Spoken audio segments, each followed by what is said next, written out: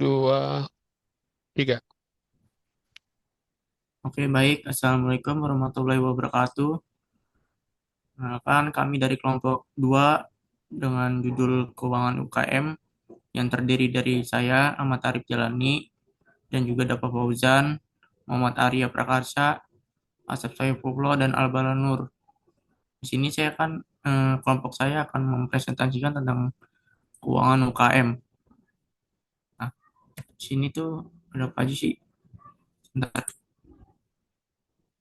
latar belakang dan tujuan ini. Yang pertama ada otomasi, itu yang pertama, meningkatkan efisiensi dengan mengurangi pencatatan manual. Yang kedua, itu analisa data, memungkinkan keputusan berbasis data yang lebih akurat dan cepat. Dan yang ketiga, eh, pengambilan keputusan, mendukung keputusan bisnis yang lebih baik dalam pengelolaan keuangan.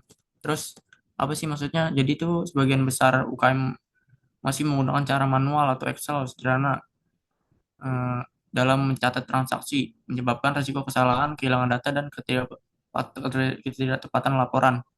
Tujuan proyeknya itu mengotomasi catatan transaksi, menyediakan laporan keuangan real time, dan juga mendukung keputusan bisnis berbasis data. Terus transformasi digital ini menjadi langkah penting bagi UKM agar mampu bersaing di era modern. Sistem ini tidak hanya mempermudah namun administrasinya, tetapi juga memperkuat kemampuan pemilik usaha dalam mengambil keputusan berbasis informasi keuangan yang akurat. Lanjutnya akan dibacakan oleh Dava. Siapa yang baca nih? Sep ya.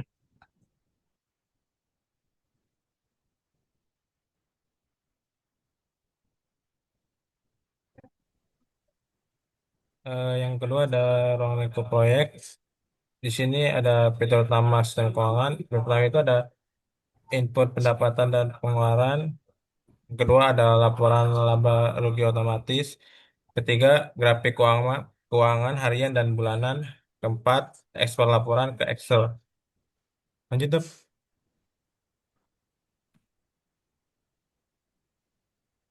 Nah, di sini ada pemangku kepentingan dan manfaat. Yang pertama itu ada pemilik UKM.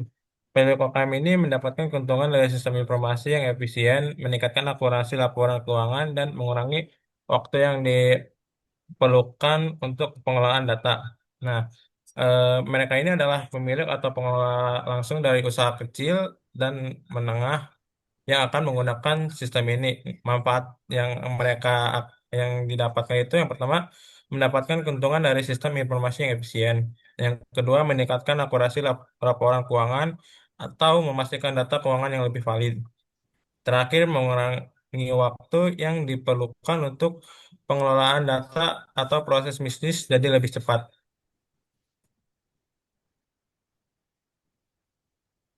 Kedua, Oke, siapa tadi? selanjutnya Itu ada kedua siapa? struktur proyek kerja proyek yang pertama itu ada assignment atau penilaian. Assignment ini adalah mengidentifikasi kebutuhan bisnis yang sebenarnya dan mengumpulkan semua data dan informasi yang relevan. Yang kedua itu ada desain sistem atau sistem desain. Sistem desain ini tahapan ini itu untuk berfokus perancangan arsitektur sistem dan modul-modul yang akan kita kembangkan. Yang ketiga itu ada development training atau pengembangan dan pelatihan. Tahapan inti eh, development training ini adalah modul dan fitur-fitur sistem untuk dikembangkan dan diuji coba. Selain itu kita juga akan mulai mempersiapkan materi pelatihan untuk pengguna. Yang keempat ada implement implementation training. Implementation training itu ada sistem yang telah dikembangkan akan diinstalisasi untuk diintegrasikan ke dalam lingkungan kerja. Yang kelima itu ada evaluation dan monitoring. Tahapan terakhir adalah evaluasi monitoring. Setelah sistem ini berjalan, kita akan memantau kinerja secara berkala. Lanjut, Rick. Nah, Archimetrics dan role and responsibility. Yang pertama itu adalah asumsi, assignment, dan inisiasi. Fase awal di mana kita mengidentifikasi dan menganalisis kebutuhan serta tantangan bisnis. Yang kedua itu ada sistem desain. Kita masuk ke sistem desain. Tahapan ini berfokus pada perencanaan arsitektur sistem secara detail. Yang keempat itu implementasi training. Sistem sistem yang sudah jadi akan diinstalasi dan diintegrasikan ke dalam lingkungan operasional. Yang kelima itu ada evaluation monitoring tahapan terakhir. Fase ini adalah pasca implementasi. Kita memantau kinerja sistem secara berkelanjutan, mengukur efektivitasnya dan memastikan stabilitas operasional.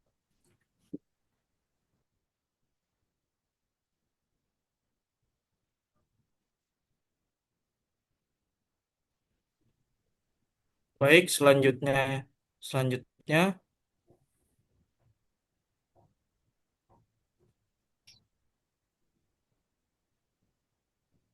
bentar.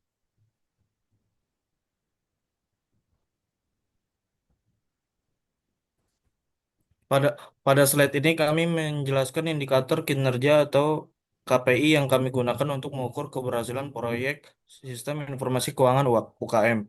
Ada beberapa target yang sudah kami tetapkan, yaitu yang pertama itu proyek harus selesai maksimal dalam waktu 12 minggu.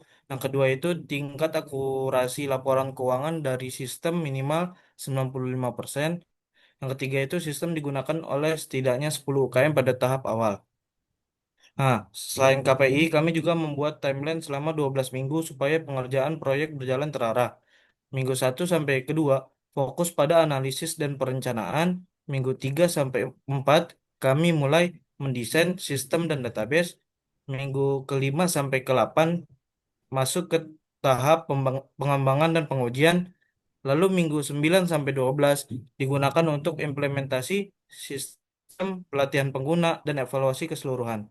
Dengan KPI dan timeline yang jelas seperti ini, tim bisa memantau progres proyek dan memastikan setiap tahap selesai sesuai jadwal. Lanjutnya, Rip.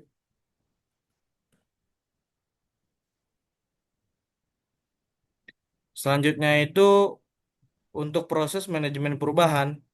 Di proyek ini kami menggunakan model ADKAR. Model ini kami terapkan secara praktis agar pelaku UKM bisa lebih mudah beradaptasi dengan sistem baru. Yang pertama itu, tahap pertama adalah awareness, yaitu membuat para pengguna sadar tentang pentingnya digitalisasi dan pengelolaan keuangan, karena tanpa kesadaran awal proses perubahan akan sangat sulit untuk dijalankan. Yang kedua itu menumbuhkan kemauan mereka untuk berubah. Bukan sekadar ikut pelatihan, tapi benar-benar ingin beralih dari cara manual ke sistem digital. Yang ketiga itu ada knowledge, yaitu memberikan pelatihan tentang cara menggunakan sistem. Pada tahap ini, pengguna diperkenalkan dengan fitur dasar sehingga mereka paham cara mengoperasikan aplikasinya. Yang selanjutnya itu adalah ability, memastikan pengguna mampu menerapkan pengetahuan tersebut. Karena itu, kami menyediakan pendampingan selama 2 minggu pertama agar mereka benar-benar terbiasa memakai sistem. Yang terakhir itu ada reinforcement, yaitu memperkuat kebiasaan baru dengan melakukan monitoring dan memberikan apresiasi kepada pengguna yang aktif. Tujuannya supaya perubahan ini bertahan dan sistem terus digunakan dalam jangka panjang. Dengan pendekatan ADKAR yang sederhana seperti ini, proses adopsi sistem lebih jadi mudah diterima oleh pelaku UKM. Selanjutnya akan dijelaskan oleh Arya.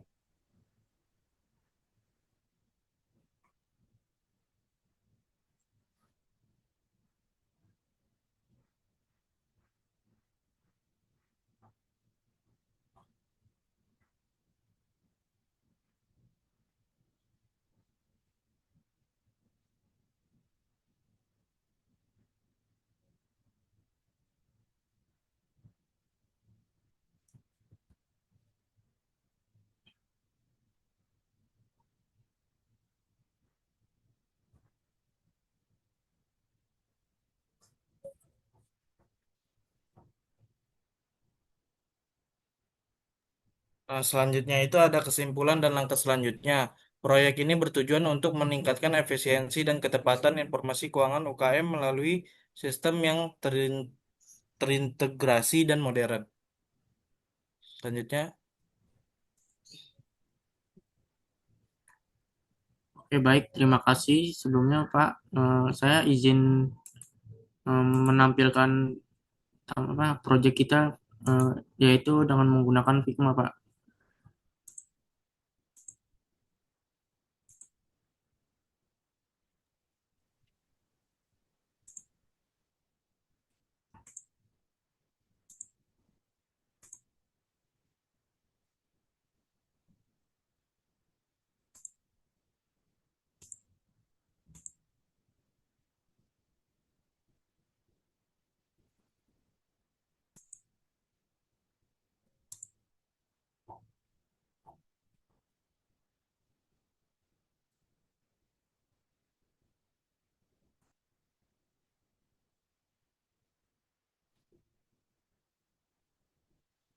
Mohon maaf Pak, agak lag nih.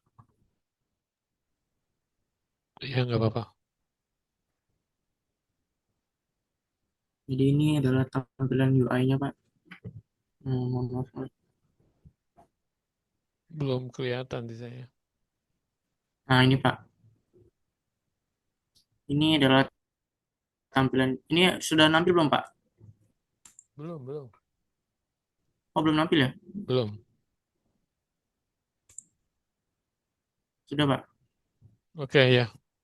Oke, baik ini adalah tampilan UI-nya Pak. Jadi sini kita hanya tampilan login dan tampilan dashboard-nya yaitu berupa dashboard, data, dan laporan Pak. Hmm. Jadi ini adalah prototipe-nya ketika di run.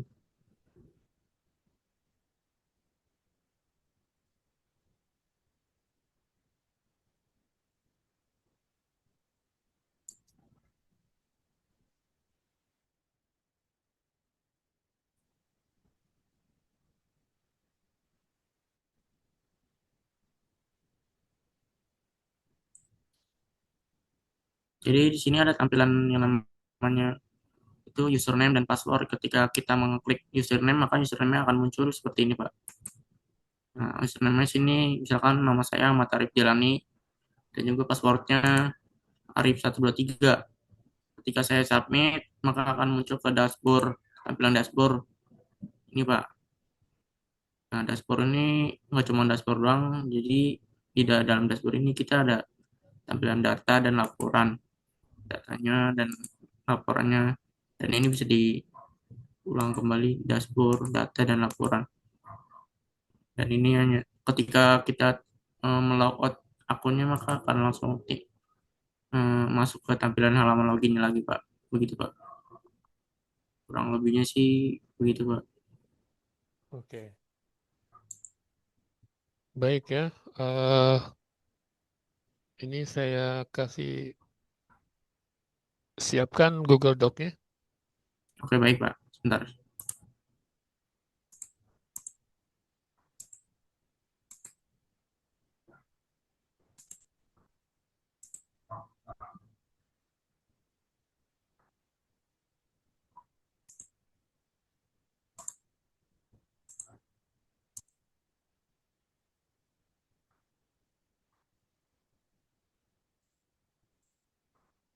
Oke, baik Pak. Sudah saya Google Docs-nya sudah saya tampilkan. Oke. Pertama, ini pertanyaan untuk Asep.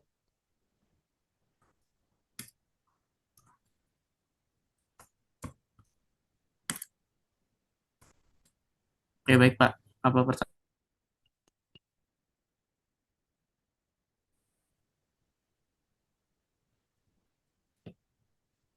Oke ya. Asep, ada Asep.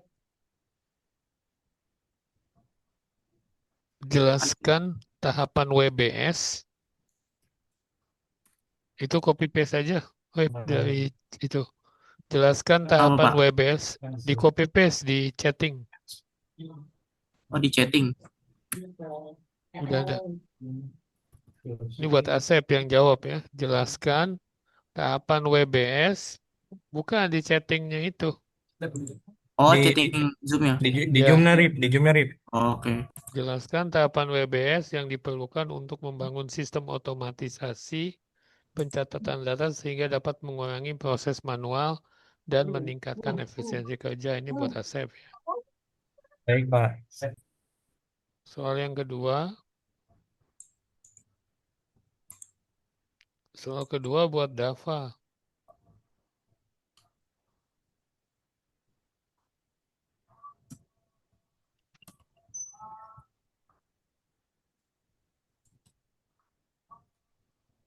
Dava, bagaimana bagaimana pembagian tugas pada WBS dapat mendukung proses pengolahan dan analisis data agar hasil keputusan menjadi lebih cepat dan akurat.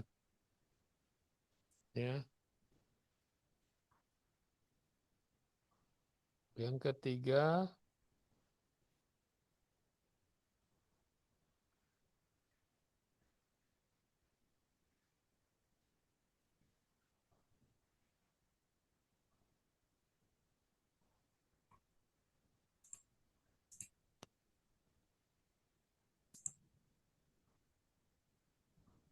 buat Albara.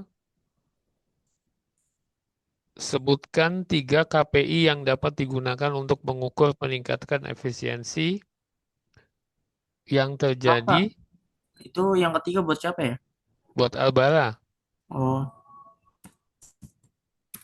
Digunakan untuk mengukur meningkatkan efisiensi yang terjadi setelah proses pencatatan data. Pencatatan data diotomatisasi.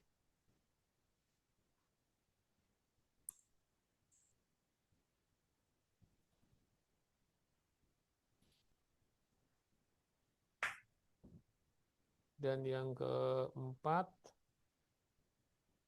cuman berempat ya? iya keempat, Pak. Nah, ini 4 nih buat Arif nih.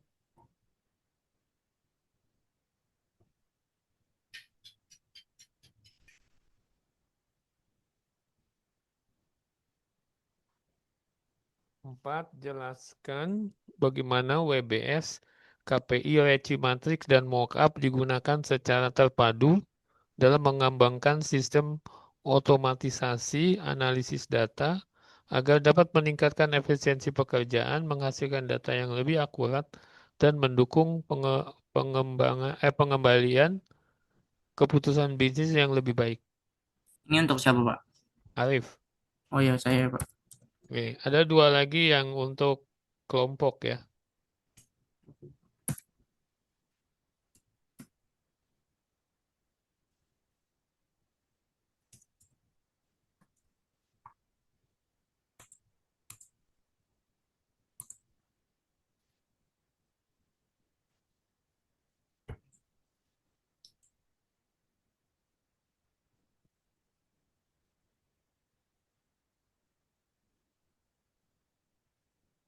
Ini nomor 5. Identifikasi peran utama proyek seperti analisa sistem, developer, QA, tester, dan pengguna. Jelaskan pembagian tanggung jawab dengan format resi, matrix pada tahap pengolahan data. Kelima ini dijawab oleh kelompok. Oke, Dan baik, yang Pak. keenam juga oleh kelompok.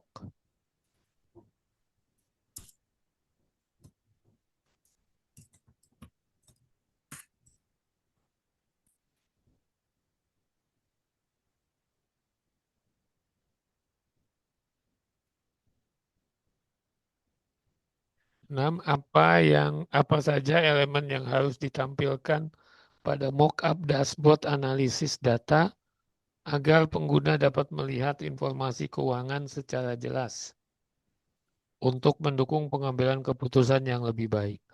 Yang tadi saya lihat adalah laporan rugi labanya belum ada tuh. Laporan apa, Pak? Rugi labanya. Oh, rugi labanya ya?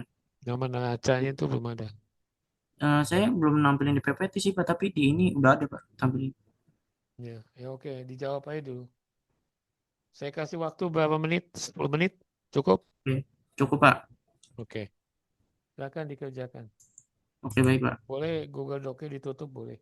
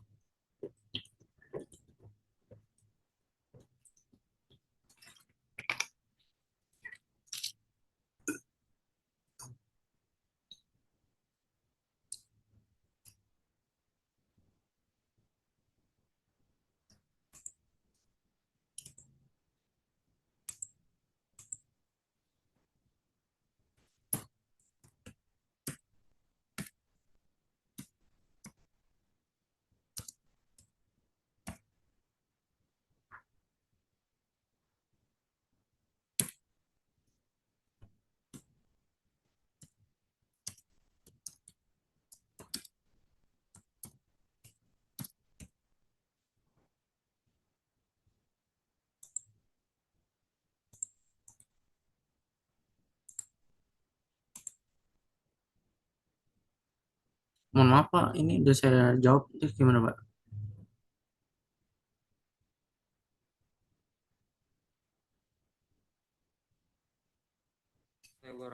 Udah selesai? Udah selesai Pak?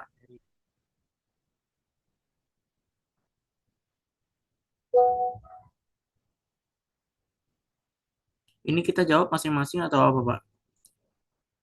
Jawabannya semuanya udah masuk di Google Drive. Google Drive yang mana Pak? Kamu buat Google Drive-nya.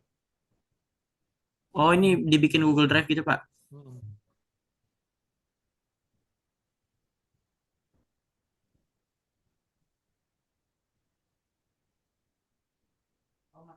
Halo Pak, suaranya tidak terdengar Pak.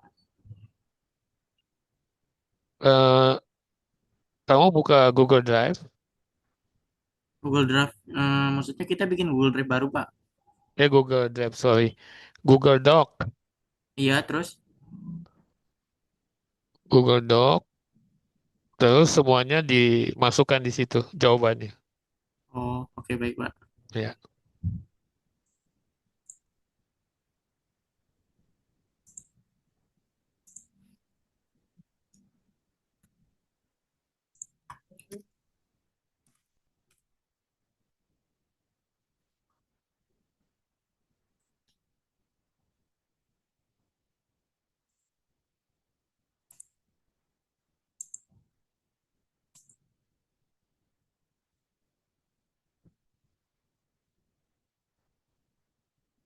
Kita sudah menampilkan Pak, dan sekaligus menjawab juga.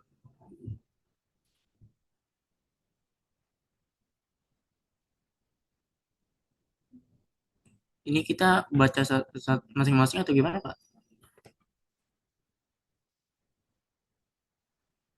Ya, dibaca masing-masing. Oke baik. Per pertanyaan. Asep, Asep. Ya, di sini saya akan menjawab pertanyaan dari Bapak tadi, yaitu pertanyaannya, jelaskan tahapan WBS yang diperlukan untuk membangun sistem otomasi pencatatan data sehingga dapat mengurangi proses manual dan meningkatkan efisien kerja. Nah, di WBS ini dengan tujuan utama menghilangkan pekerjaan input manual yang memakan waktu, diantaranya yang pertama itu ada fase penyelidikan dan perumusan masalah. Di fase ini adalah tentang memahami dengan tepat apa yang harus diotomasi. Pertama ada identifikasi titik manual. Kita harus me-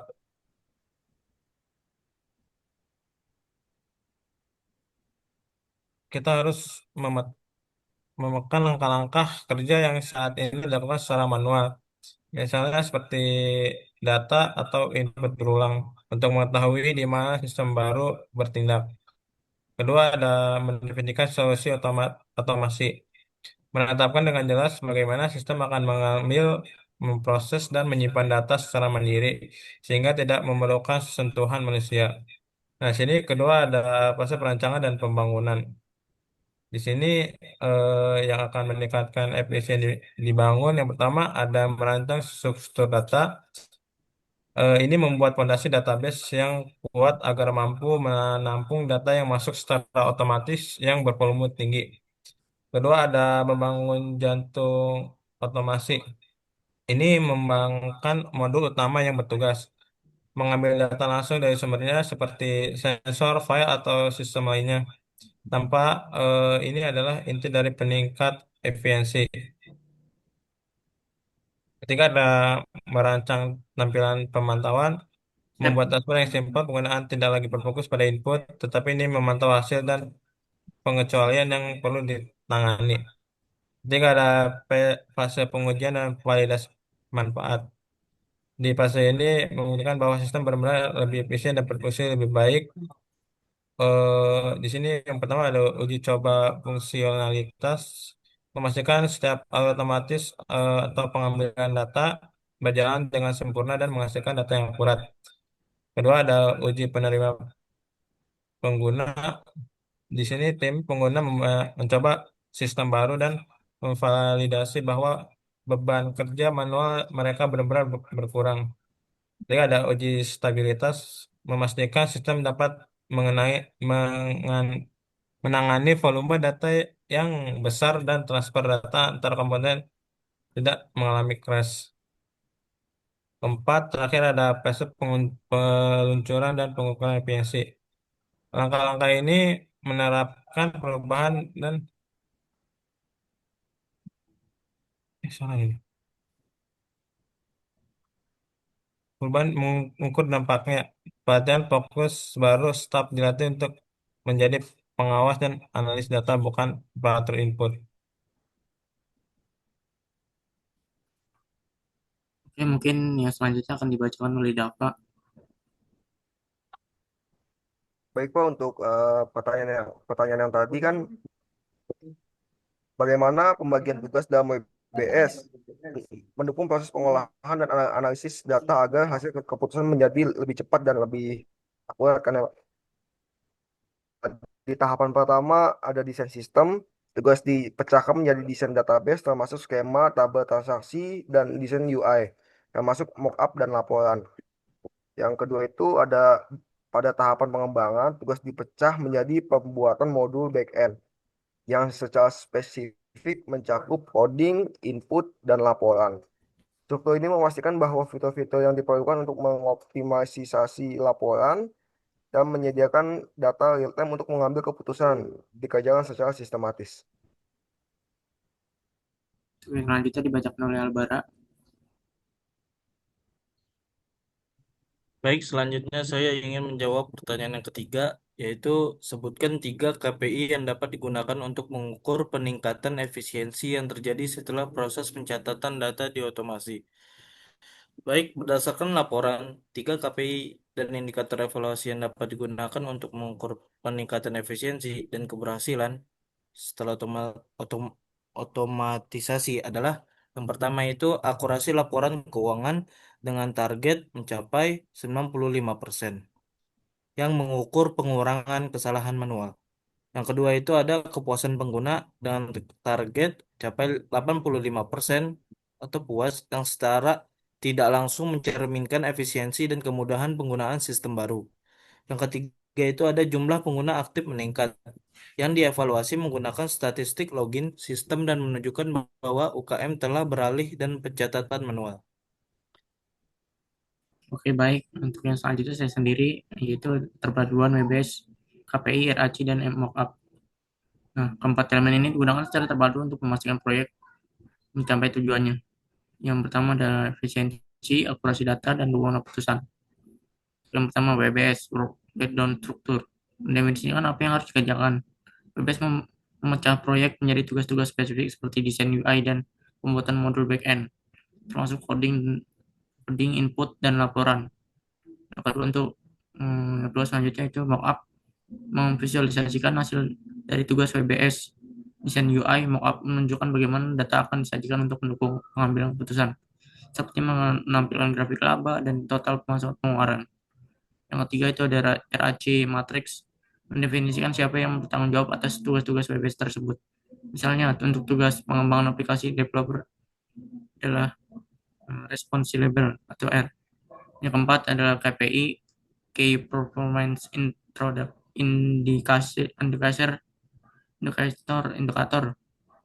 mendefinisikan ukuran kesuksesan dari sistem yang dihasilkan. Sasaran data yang lebih akurat diukur dengan KPI, akurasi laporan keuangan 0%.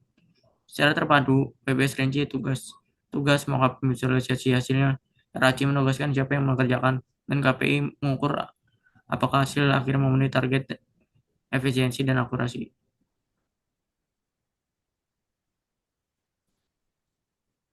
Lalu yang terakhir di sini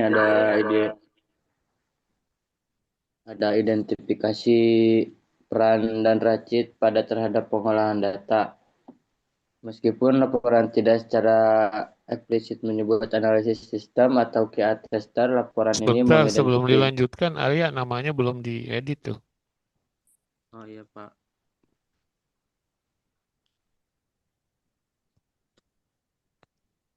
Enggak, yang 56 itu dijawabnya secara kelompok. Jadi tidak usah di itu. Tapi nggak apa-apa, disebutin aja Arya.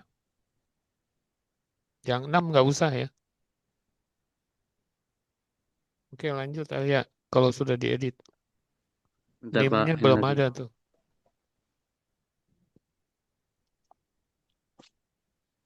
Ini saya pakai ini dua Pak, Zoom-nya. Iya, nggak apa-apa. Yang penting ada NIM-nya. Ya Pak.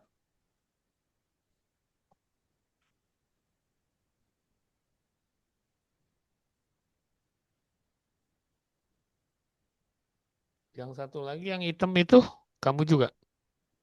Iya Pak, Oh, soalnya itu kameranya nggak bisa dibuka Pak. oh ya udah, udah berarti nggak usah yang ini. Lanjut aja, bacain. Oh ya. Eh, Meskipun laporan tidak secara eksplisit menyebut analisis sistem atau QA tester, laporan ini mengidentifikasi peran manajer proyek, developer, staf keuangan sebagai pengguna dan pemilik UMKM. Jika tahap pengolahan data merujuk pada aktivitas testing untuk memvalidasi data dan pengembangan aplikasi untuk membuat modul pengolahan data, pemanggilan tanggung jawabnya dalam raci matrik adalah sebagai berikut. Ini untuk yang kelompok Pak, ini di iniin atau gimana Pak? Ini nggak usah. Nanti dikirim aja ya. Kalau lu ya, itu Oh iya Pak. PowerPoint sama mockup sama ini jawaban ini. Oke baik Pak. Oke, closing statement. Oke baik. Sekian dari kelompok kami, kurang lebihnya mohon maaf. Assalamualaikum warahmatullahi wabarakatuh. Oke, Waalaikumsalam warahmatullahi wabarakatuh. Good.